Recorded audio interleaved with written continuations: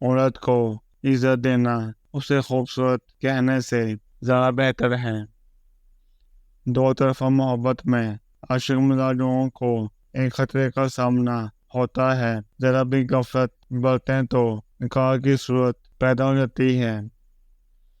عورت مرد کی کمائی کا ایک بڑا حصہ اپنے اوپر اس غرض سے خرچ کرتی ہے کہ دوسرے مردوں کی توجہ حاصل کر سکے۔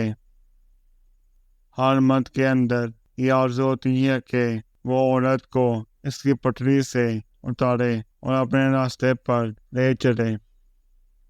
ہر مرد کا المیہ ہے کہ وہ عورت سے ہمیشہ محبت کرنا چاہتا ہے، لیکن پرکشش اس کے لیے صرف حسن ہوتا ہے جو ہمیشہ نہیں رہتا۔ عورت جب تک مرد سے دور رہتی ہے تب تک وہ مرد کے لیے سب سے زیادہ حسین، دلکش اور نایاب چیز ہوتی ہے، لیکن جس وقت وہ محبت کا اقرار کر لیتی ہے تو اسی وقت سے مرد کی نگاہوں میں عورت کی اہمیت اور دلکشی پہلے کی نسبت کم ہو جاتی ہے، اور عورت کی نگاہوں میں مرد کی اہمیت بہت بڑھ جاتی ہے، کیونکہ عورت اقرار کر کے قید ہو جاتی ہے اور مرد اقرار سن کر آزاد ہو جاتا ہے۔ اور کبھی ادھار نہیں رکھتی، محبت، عزت، خوشی، نفرت، وفا سب دگنا کر کے لوٹاتی ہے۔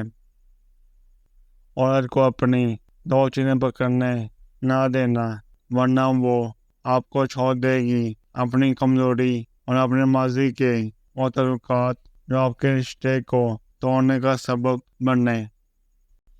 مرد کے دکھ خاموشی کی کھوک میں جنم لیتے ہیں اور اندر ہی اندر ظاہر کرتے جاتے ہیں، جبکہ عورت کے آنسو ہر طرف شور مچاتے ہیں۔